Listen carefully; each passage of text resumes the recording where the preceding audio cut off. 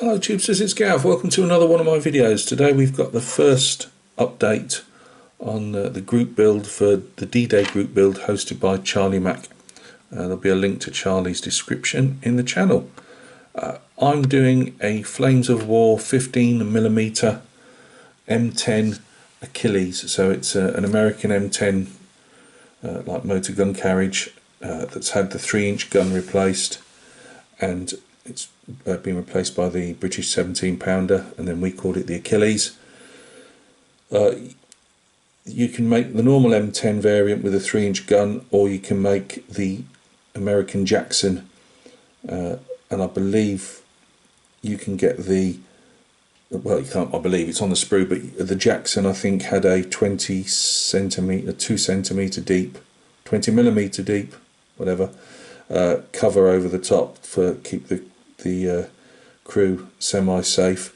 Now, because this is a war game piece, not a full-on model, you don't get like a turret basket in here. If I was to do this again, I think I'd go the whole way and literally cut the bottom of the turret out, cut the turret ring out, or the you know, the mount on the deck of the M10, and make some form of depth to it, because first of all I was going to put a cover over it thinking that the Achilles had the cover as well, and it didn't.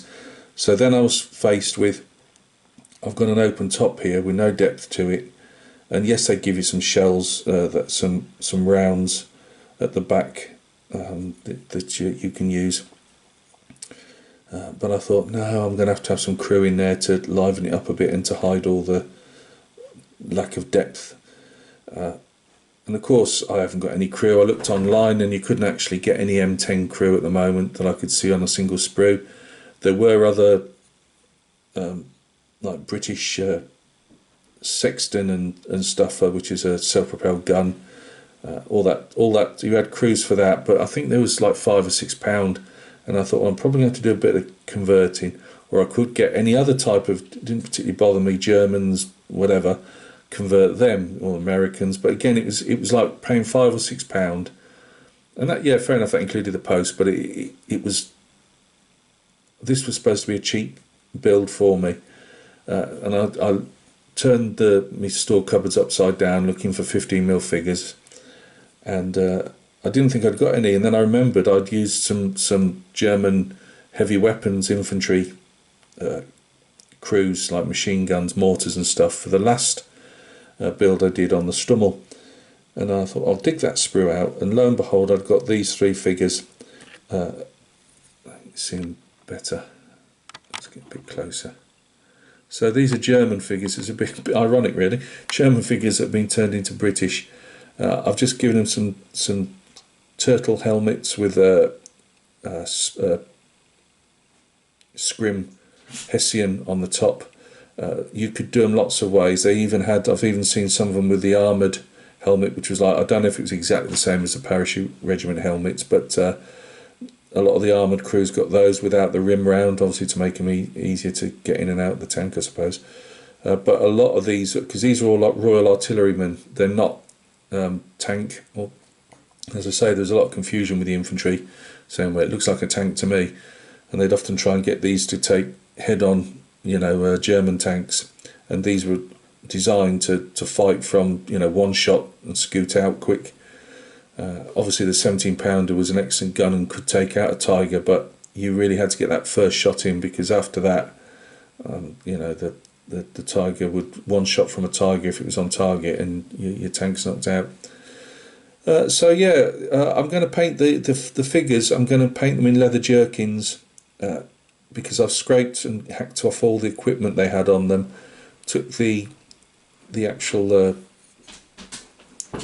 Tamiya cutters and cut off. These were all in the kneeling poses, and I just cut them all off halfway.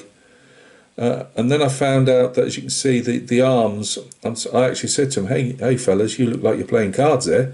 And I went, oh, playing cards. So I've got some green stuff, and they're playing cards on top of the breech of the gun, and there's some of the cards that were already being used. They've also got to be painted up, and just see them in their hands there. So I don't know why they're playing cards, but it's classic Toms for you. 50 caliber, it might look low down, but it was on these. I don't know if the pintle could move up and down, you know, if they could push it up and down, or if they would just fire it low like that to keep under cover when they're inside the tank. I don't know, but it was low on these ones. This is the counterweight, massive counterweight for the 16 pounder. You could, as it said on the Flames of War website, you could have it in two ways. There was a later version, and I went with the older version. It said not either of them would have been used. Now the tracks aren't stuck on, so I'm going to move it in a minute, and when I turn it around a bit, then they'll probably all fall off, which is they regularly do. So we'll just look from the side here. I've got a couple of helmets that are in Hessians being covered over them. We've got some backpacks. None of them are brilliant. I'm not the greatest green stuffer in the world. Some rolled up tarps. I'll move the camera rather than the tank. We've got another tarp here. We've got a rolled up scrim. Now I'm going to turn this round now, and everything's going to fall apart. Oh, before we do, you can just about see here some wire for the tow hooks to lift up the towing eyes for lifting up the turret. I couldn't see where the other ones were, but those two have been replaced. So have the two on the front and two on the back. I tried to carve out the handles on the back of the 50 a bit better, not with much success. Well, there we go. Right, let's just take the wheels off, because the tracks off, because I always prefer doing those separate. I originally started with making out as if there's different boxes under a tarp here. We've got a little hole in the tarp, and you can just see I'd carved out, hang on, we will do in a minute, I'd carved out a type of box and stuck a wire handle on. These are very simplistic, but they're this style of ammunition boxes. I'd seen a nice photograph, fairly blurred, but it was nice in the amount of stowage it had got on, and it was one from later on in the Netherlands, and they'd got some loose boxes. I think they had about 3, but I was getting a bit stuck to where to put them really. So yeah, I've just put 2 on, and obviously I've got another one under a tarp there. We've got some vegetables like spuds. British Army moves on tea and potatoes, so we've got a bag that's half opened, ripped open. I put some spuds in the top there, and we've got some that's sealed up there. Another helmet on the back, more tarps and more packs. I did try and open up the gun barrel on that, but that was a hiding to nothing really. Well intentioned. Now, well, I'll just let's turn this, take him off for a moment. All the figures are loose because I've just put them in for the video. There we go, it'll fall off now. The back, I've tried to do some deshackles. So as you can see, I put some white, bit of white sprue, not sprue, you know what I'm talking about, the rod, plastic rod. So I've cut that off, and I've just put some wires, simplistic. That one fell off, obviously keeps handling it, and it's only held on by super glue. I keep knocking them off, and that's obviously gone in the wrong place, so that'll have to be replaced and re-glued again. I've done all the welds that I could do. They were fairly untidy. I'm not sure about the flame marks on the back, but I did those flame cuts on the back. Retrospect, I would have changed these for wire, but I drilled out as best I could and just lightly drilled the sides. There wasn't much depth to them. Drilled out the centres and then popped another piece of I can never remember the white stuff anyway, the different rod. They've got the grousers on the side, obviously. Again, I followed an example I'd seen at one of the shows, military shows, and I put the welds where that tank had them, and they did have flame cuts at the front, so I've tried to replicate those. And we've got some more towing eyes. Again, shows it a bit better. The lights aren't brilliant. As I say, in retrospect, I'd have used bigger rod and replace that with wire, and that's something I'll do next time. I should have said I stipple glued to put some cast on the front of this. That's not cast, it's just all dust and stuff at the moment. You see it moves around. I just did that for cast, and cast on the mantlet I should have said as well. That's a bit of stowage that they had. I'd seen an M10 that had it around the front of the gearbox here. I remember speaking to, I used to be a volunteer at the Army Museum of Western Australia, and although I did the Great War Gallery, the First World War Gallery, taking people around, I was talking to a POM that had emigrated over there in the 1960s, but he'd been on Operation Goodwood and that later on in Normandy, and he'd said none of the drivers and the radio op co-driver liked the Sherman particularly. As we all know, they used to go up in flames quite easy, but from the driver's perspective and the guy at the front on the bow machine gun, these gearbox housings, when they were hit, they would obviously launch red hot oil, gearbox oil, which was already then starting to go on fire all over the drivers.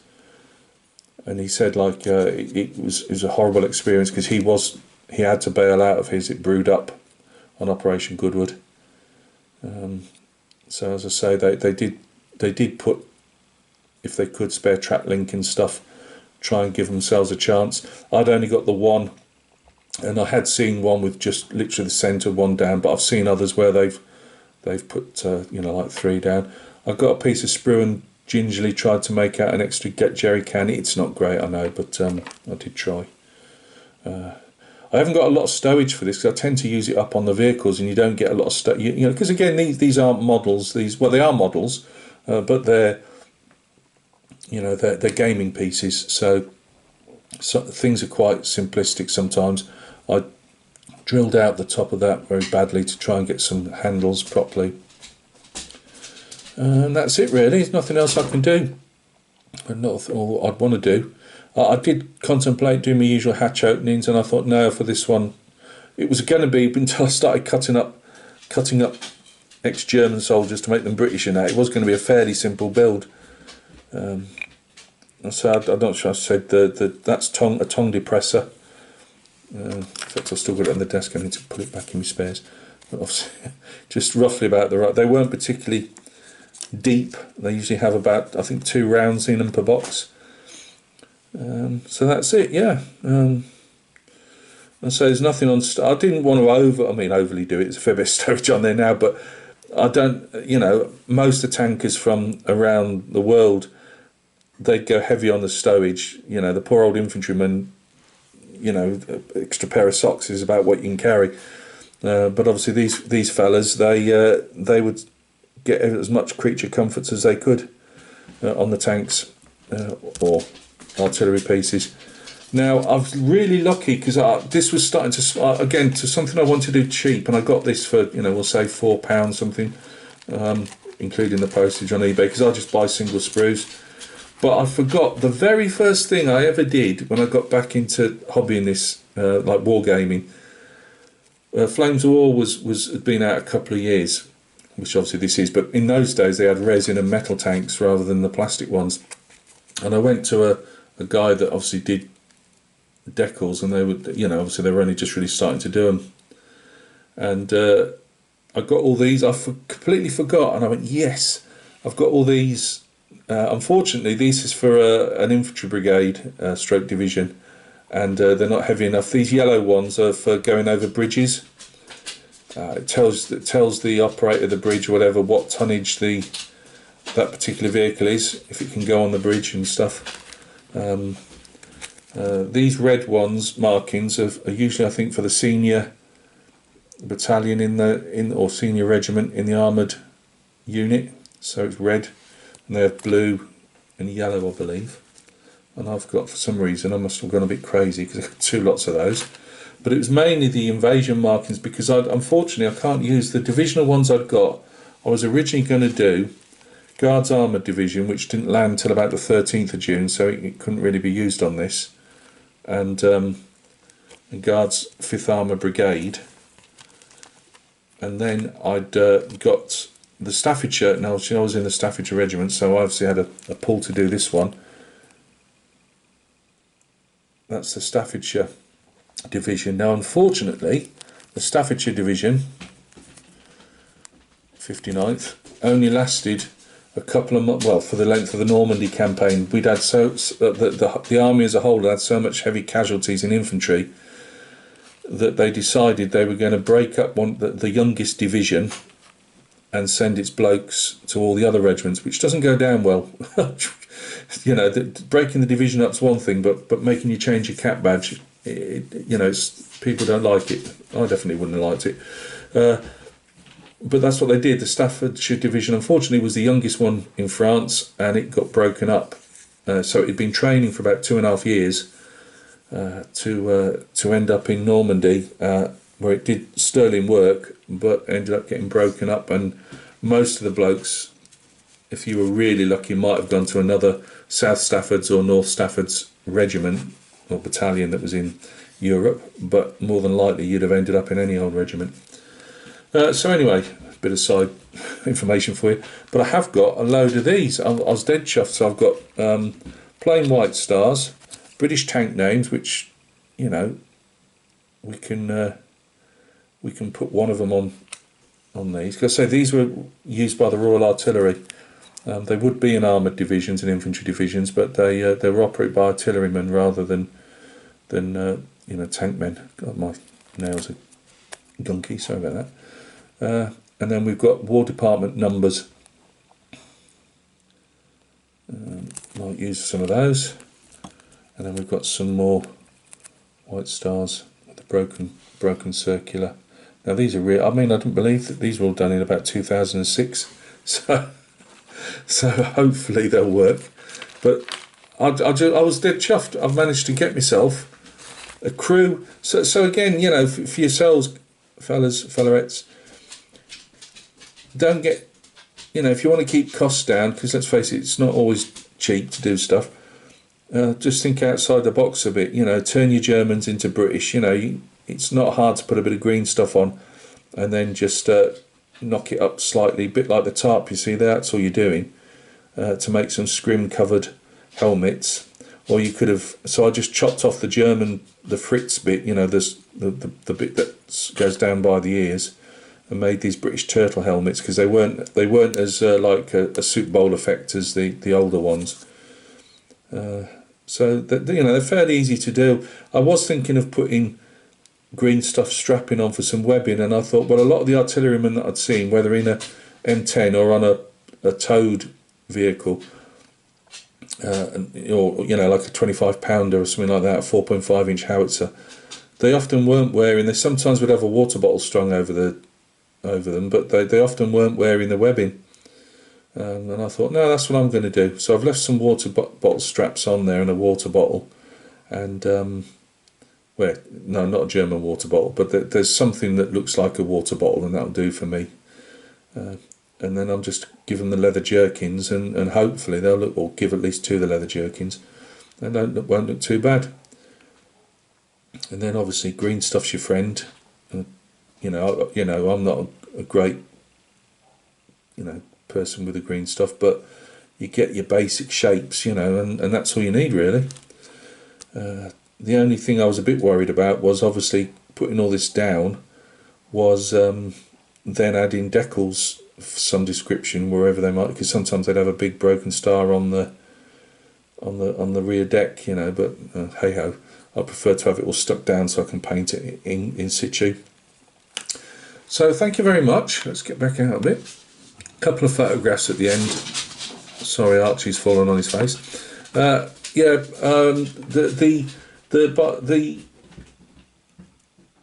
welds, they were fairly easy to do. I mean, that's flame cut there, so it looks more aggressive. But the other welds, I just put some neat glue down in small sections, because obviously the hotter it is, it burns off quite quick. So like that section there, and then just gently dab my my knife, end of my knife into it.